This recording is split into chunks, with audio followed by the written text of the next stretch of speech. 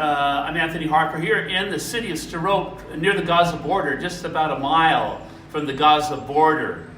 And what I'm doing here is to expose the truth, reporting the truth about how practically PTSD, post-traumatic stress syndrome, is impacting people's lives. A lot of children, a lot of people that live here, specifically you think about children, the great impact that it has on their emotional development.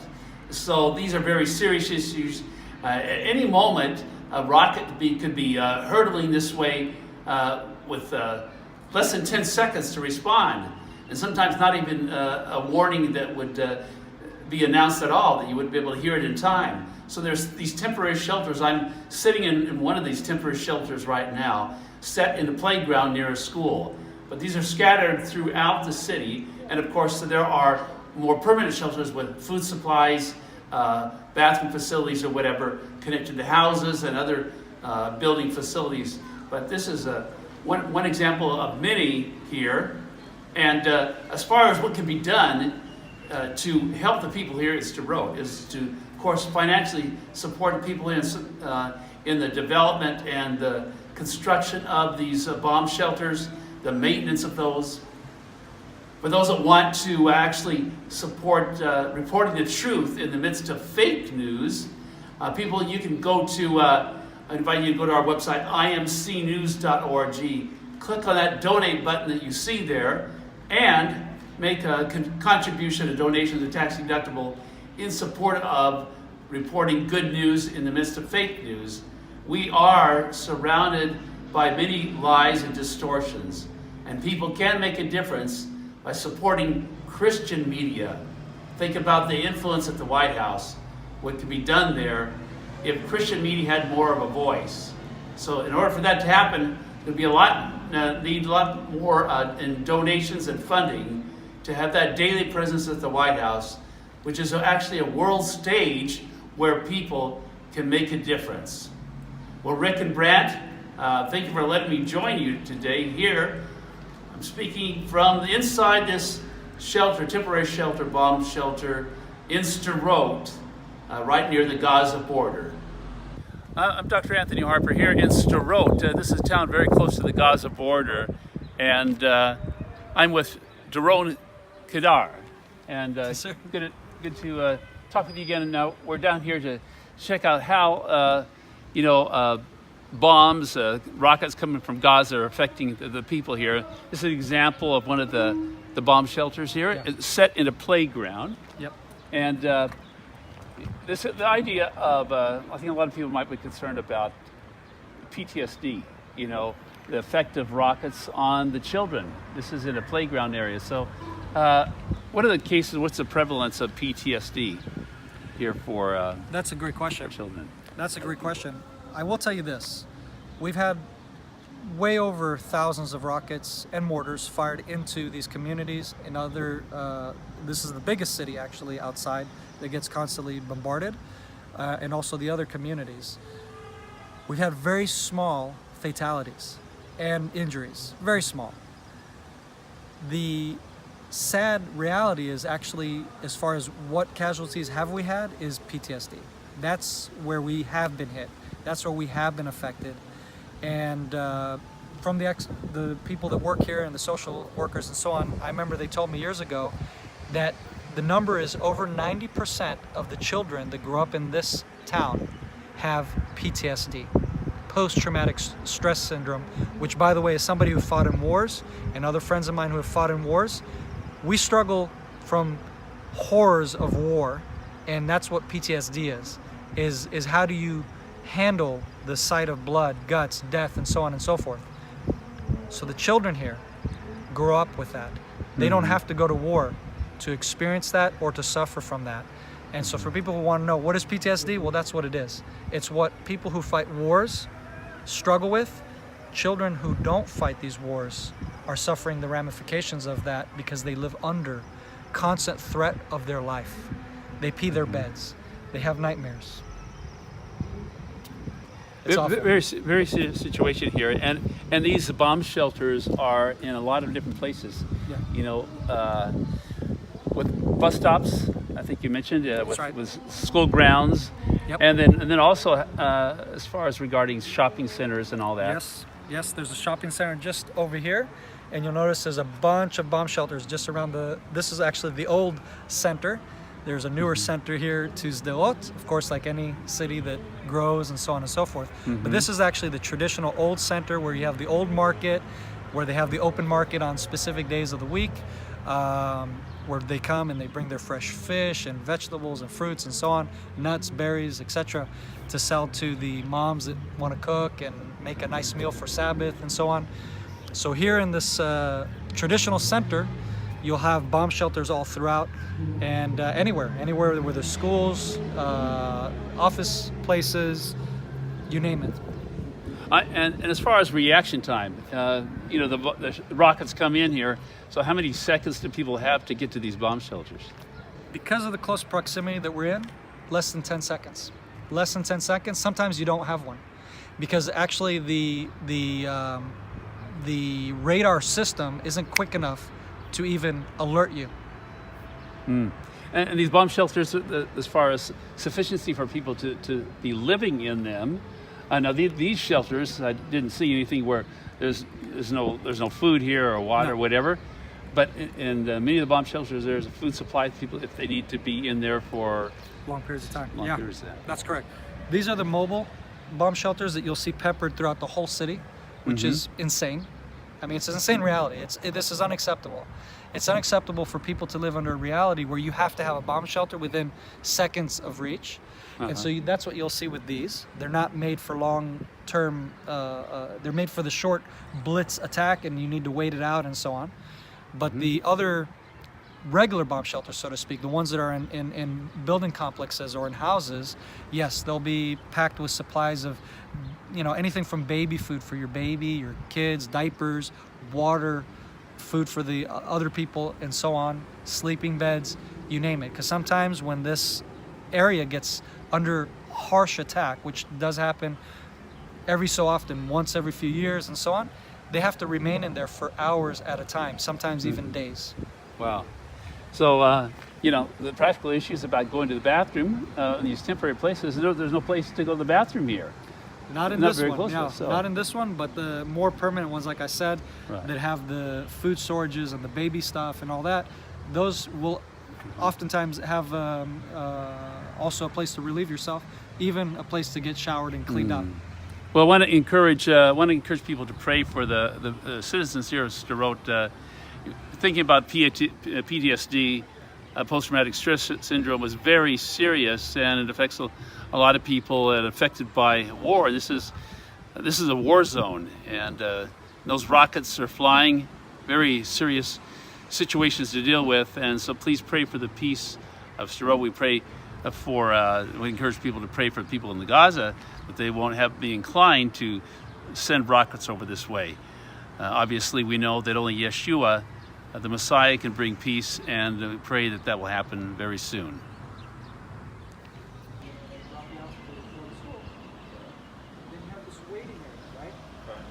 Mainly for going back home, where you're sitting on the bench where you normally would at that bus stop and wait for your bus. You just have your bench or something to cover you from the rain. Here is a bomb shelter.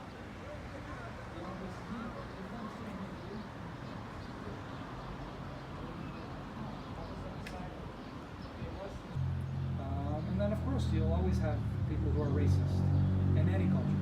We're at a playground here, and it's there's disguised here very playfully as a centipede, but really a bomb shelter, a safe place for kids. But these bomb shelters are scattered out throughout the city, and in this playground setting, it's sad to say, as we were talking about earlier, about the example of PTSD, the prevalence of that. And the rating was as high as how many percent? It's over 90% of the children that grow up here.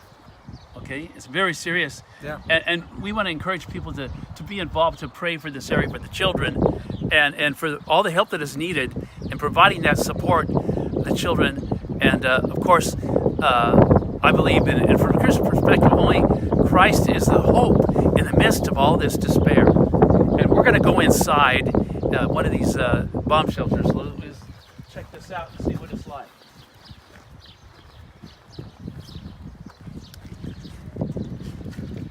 Okay, here inside, this is referred to as a centipede, but really a bomb shelter, a safe place for kids. And so, have you witnessed children huddled in here before? In here specifically, no, but in other bomb shelters I have. I Okay. happen to actually grow up in Kiryat Shmona. It's one of the northern cities in Israel. And we grew up under a very similar reality as those living here, with bombing from Hezbollah up in Lebanon. And today it's Israelis living along the Gaza border who are being continuously bombarded with rocket fire, mortar fire. Here the mortars don't reach, but here it's mostly the rocket fire. Mm-hmm. And even though there are no hits, or there is very little fatality rate, I mean very little, maybe on one hand I could count, as far as I can remember, the amount of people that were actually killed through any of those attacks. Yet the real damage is, like we keep talking about, is the PTSD. That is the ultimate toll that we have incurred along these communities. Well, so many expressions of PTSD. Talking about earlier about for children peeing, wetting their beds. Because they can't control their bodily functions, and of course the anxiety, extreme anxiety, panic attacks, and a sound can trigger emotions or flashbacks. Well, we lived here for 3 years actually, my wife and I and our 2 children, and today my 7-year-old. At the time, she was about 3, I think, 3 or 4. We were living along the Gaza communities here, farther from the border. Mm-hmm. But still, just the fact that we heard the sirens and that we went to our shelters, and I knew for a fact that it was highly unlikely that my community would be targeted, because it was very small, much smaller than this, and very far away from the border. Yet, just that experience alone caused traumatic stress for my daughter. I remember till not too long ago, she was fearful from noises, wet her bed, all those things that I said that kids have experienced, I've experienced with my own family, with my own kids. And that's with a family where the father is a security person. I don't get stressed by the rockets. We calmly take them to the shelter. We don't even tell them what's happening, who's firing at us, but just the fact that we went through the motions of going from the norm to, all right, children, let's go to the bomb shelter. Let's go over here. Let's, keeping it on a very low key. Yet they still have been affected by those, by the after fact, or the aftermath of these attacks. Well, as you think about how PTSD affects children's emotional development, the kids would have the opportunity to have freedom to play, openly play, but they're being restricted in this environment, so it shunts their emotional development, and a lot of serious problems here. And so what would you encourage people to do that they're hearing this today, this story, how they can get involved to help the people here in Sderot? 2 things. Number 1, be aware. And within that, becoming aware, make others aware. Mm-hmm. And secondly, pray. Because there's really not much else you can do if you're on the other side of the world. But if you're becoming aware and you make others aware, that's going to help, hopefully, for others to realize the reality that these people are living under, and hopefully that will lead to some kind of action. And maybe you can think of some kind of action that you can do, some kind of petition that you can make, some kind of social gathering in your community to stand up for these defenseless people. They did nothing wrong for anybody. They're not squatting on anybody's land. Mm-hmm. All they are is living in close proximity to the Gaza border that is controlled by terrorists. And that's really the only crime, is their proximity to those folks. And so I would say pray for them. Pray for the children of Gaza. Pray for the families living in Gaza that are under the control of that terror reign, because they're also affected. They also have PTSD. Yes. Not the same, but I can imagine being bombarded by rocket fire, or not rocket fire, from Air Force attacks that have to retaliate to the rocket fire. Yeah. That's going to make you live under that trauma and stress, them as well. So on both sides, there are casualties. Both sides, the children are losing in this war. And I think that's something that the world needs to be aware of. And secondly, that's something that people can pray for these children to hopefully, by God's grace, get recovered from all of that trauma. Is there a website that people can learn more about what's going on here? How they can perhaps get involved? Unfortunately, no. The communities here don't speak English. A lot of the people here don't speak English. They don't know how to communicate to the world. There was, at some point, a media branch that was doing something here, but they had to move on and they were doing other things. So unfortunately, really, very few people are able to express what's going on here. And a lot of the security personnel and the first responders that live here actually have approached me and said, Doron, use your social network, your websites, your Facebook and whatever, and please tell our story. So for one, you could follow me on Facebook. You could go follow after my reporting. And I do my best, again, by living outside of these communities, to come here as often as I can and to get firsthand reporting from what's happening on the ground. So people can contact you through the website, Cry for Zion, and that website again is? Yes, sir. Cryforzion.com. And we have a way where contact us, you go there and it sends an email to us and we'll respond to you for sure. You know, what about donations that could be made to families to help with their needs here as well? Yeah, well, if people want to give to Cry for Zion and they put Security South, and they earmark their donation Security South, because Cry for Zion is a 501c3 in the U.S. registered.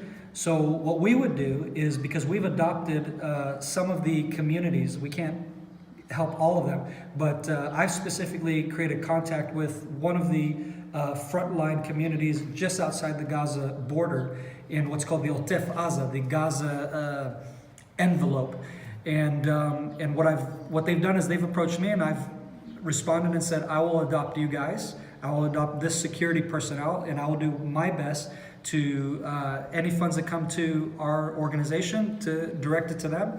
And then they can purchase first aid gear. They can purchase body armor that they need, helmets for the first responders that are literally under that fire attack. And they're the ones running around while rockets are falling. There's so many ways to be practically involved. Prayer is number one, and they do what they can to support Cry for Zion and support for people here. So, yes, sir. Yeah, it's a very special time to be here in Sderot. Thankfully, we don't have any rockets coming this way, but you never know, it could change at any moment. So please pray for the people here in Sderot and elsewhere in Israel, for those that are really affected seriously by PTSD and their lives being affected.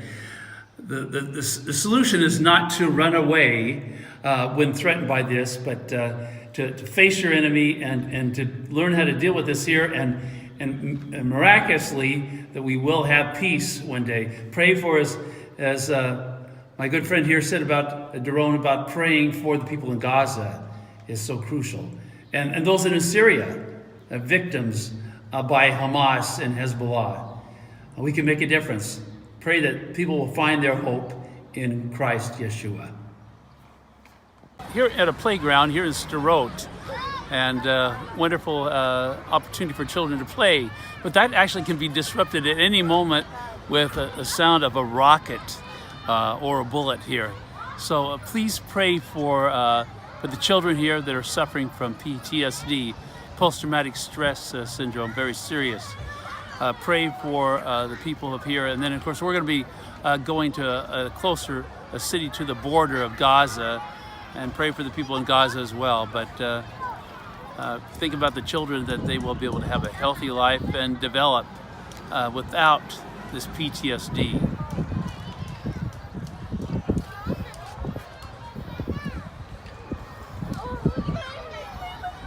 More of what we saw earlier. See how they do the paintings on them to try to soften the blow that it's a bomb shelter. Right? Like, oh look, fun little drawings or whatever. Yeah. Well, there's nothing fun about that. No. And they know it. It's hard to imagine without seeing an attack, kind of the impact. Yeah. because I'm not used to it. To me, it seems like a virtual reality. Surreal. Yeah. Yeah. I totally understand. It seems like a movie or something. It's hard to really fully empathise. Well, I do empathise, but I know what you mean. it's It's hard to relate to something you've not experienced, yeah. for sure. But I got a small minor PTSD for about 2 months. I went to the Syria border a couple of years ago and I witnessed an ISIS battle just in the town above the border. Yeah. And I saw things blowing up. I felt it very loud. Yeah. But when I went back to the UK, I would hear a loud noise and I would be taken back to that moment. Correct.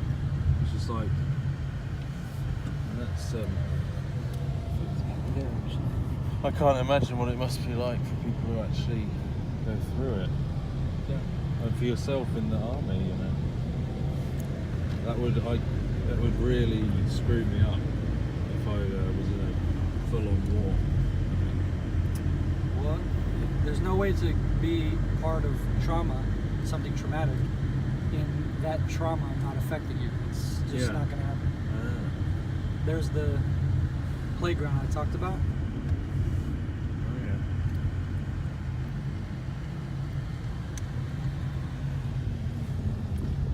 There's the bit about here. Oh, there's the rabbi. Yeah. Yeah. It's, It's everywhere. yeah. This is it right here. Go ahead and pull off. Well, I'll pull off with the blue and white at least. That way I want to encourage getting a ticket, so to speak. Of course, this part is like, oh man, these people are filming again. For when they put up their little booths and so on. to sell Inside. their produce. Driving through Sderot.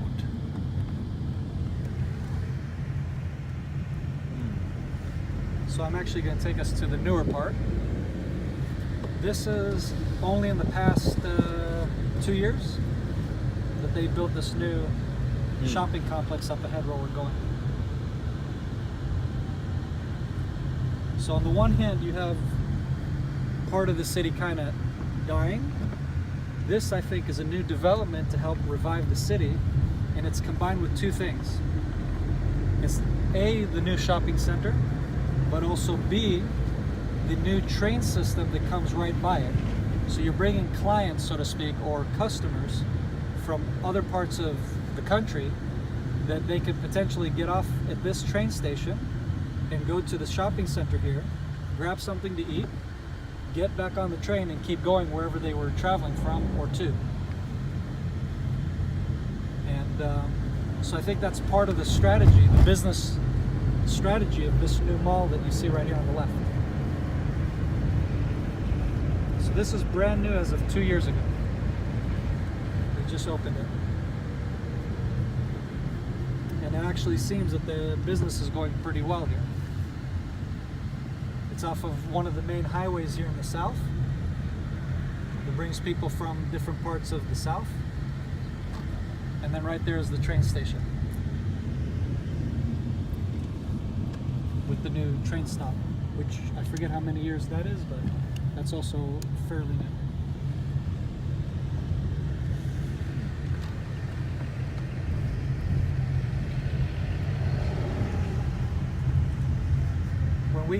When my family and I lived here 3 years ago, this did not exist. There was nothing here. It was actually desert, like sand. And then they ended up popping up this new train stop and all of this that you see here.